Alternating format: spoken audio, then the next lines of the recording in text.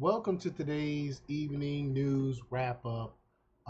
Let's just go ahead and dive right into the top stories making headlines today.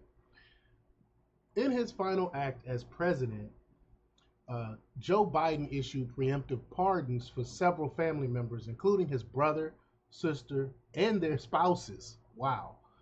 He emphasized that these pardons should not be seen as an admission of guilt. So, what's the point of having it? The pardons are announced just before Donald Trump was sworn in. I'm sorry, were announced just before Donald Trump was sworn in as president. Rachel Vindman expressed her frustration on social media after her husband, Alexander Vindman, was not included in President Biden's last minute pardons, which covered figures like Dr. Anthony Fauci and General Mark Milley. She shared her feelings of betrayal and hurt, noting that no pardons were offered or discussed for her husband. Reports suggest that the Vidmans had reached out to the Biden White House about a potential pardon, but received no response. Why would he need this? The same question applies to Vindman. If you're not breaking any laws, why do you need, if you're not guilty of anything, why do you need a pardon, right? But U.S. House Speaker Mike Johnson claims that President Joe Biden has not been running the country for at least a year with aides, including First Lady Jill Biden and White House Chief of Staff Jeffrey Zients taking charge instead. Johnson shared his concerns after a meeting where Biden seemed unaware of signing an executive order. I did a separate video on that a few days ago. Johnson's account aligns with reports from the Wall Street Journal and other sources suggesting Biden's diminished role in decision making. President Trump has shut down the CBP One app, which was used to facilitate illegal immigration, immediately after being sworn in. This decision left many migrants waiting in line for appointments in Ciudad Juarez devastated as their appointments were canceled. The move is part of Trump's broader effort to eliminate illegal entry into the United States. I mean, they act like they didn't know Trump was coming into office. I blame them. That's on them. Kevin O'Leary warns that TikTok's future might be influenced by a secret golden share that gives the Chinese government veto power over decisions involving the platform. This arrangement means ByteDance, TikTok's parent company, cannot negotiate deals without approval from Chinese leadership. The U.S. Supreme Court recently upheld a law requiring ByteDance to sell TikTok or face a ban, adding to the platform's uncertain future. CNN's John King and David Axelrod, sorry for the the messed up picture there, criticized former President Joe Biden for issuing last-minute pardons to his family members just before leaving office. They argued that the timing and manner of the pardons were inappropriate and suggested that Biden should have been more transparent with the American people. Axelrod also mentioned that the sudden action made the pardons appear suspicious. That's why he waited last minute. Chris Hayes, a left wing MSNBC host, argues in his new book, The Siren's Call, that the government should regulate screen time to combat the negative effects of excessive phone use, such as depression and low self esteem. He suggests measures like a mandatory cap on screen time per app, but acknowledges the logistical and philosophical challenges of such regulations. Yeah, it would be illegal. The government can't tell you what to do like that. I'm sick of these leftists always pushing these authoritarian points of view. But Hayes also criticizes figures like Joe Rogan and Elon Musk, highlighting the political and ideological divides in the debate over attention and media consumption. I think he's just jealous that he's not as popular as Joe Rogan.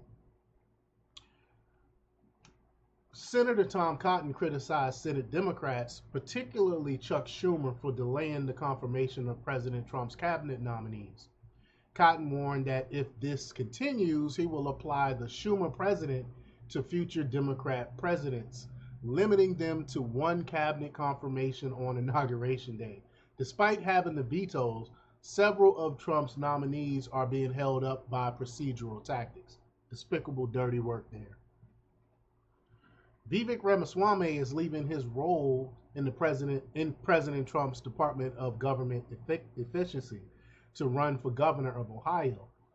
He met with Ohio Governor Mike DeWine about filling the Senate seat before being vacated by Vice President J.D. Vance, but DeWine chose his Lieutenant Governor Jon Husted instead. Ramaswamy, a former presidential candidate, is expected to kick off his campaign next week with Trump's endorsement. The World Economic Forum's annual Davos meeting has begun, with the global leaders discussing the impact of President Trump's return to the global stage and his America First policies. You know, they hate that we're putting our people first, for once, finally. The summit, which runs from January 19th through the 24th, 2025, focuses on themes like rebuilding trust, reimagining growth, and safeguarding the planet. Trump, who was sworn in on Monday, will address the group via video link later in the week.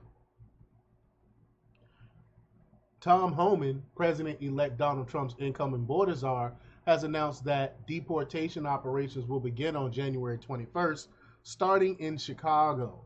Homan warned that if Chicago's mayor or Illinois' governor impede these operations, they will face prosecution. He emphasized that ICE will enforce immigration laws nationwide without apology. Amen for that. CNN's Jack Tapper confronted Senator Adam Schiff about his harsh criticism of Special Counsel Robert Hur's report on President Biden's mental decline, which Tapper described as pretty accurate. Schiff defended his stance, arguing that Hur's observations were politically motivated and inappropriate for a prosecutorial memo. Despite Hur's conclusion that Biden knowingly kept classified materials, he recommended not charging him due to Biden's reduced mental capacity. Russian President Vladimir Putin congratulated President Donald Trump on his return to office and expressed readiness for peace talks with the Trump administration to resolve the conflict in Ukraine. Putin emphasized the need for a long-term peace that respects the interests of all nations involved. Ukrainian President Vladimir Zelensky also congratulated Trump and highlighted the opportunity for American leadership to achieve a just and lasting peace. Lastly, a Border Patrol agent in Vermont was fatally shot during a traffic stop by an individual reported to be an illegal immigrant, coinciding with President Trump's inauguration. The incident led to the closure of Interstate 91 near Newport due to an ongoing police investigation. This event occurred as Trump declared a national emergency at the southern border to address illegal immigration. Well, that's all for today's news wrap up. Stay tuned for more updates, and don't forget to like, comment, share, and subscribe for the latest news delivered straight to your feed. Until next time, peace.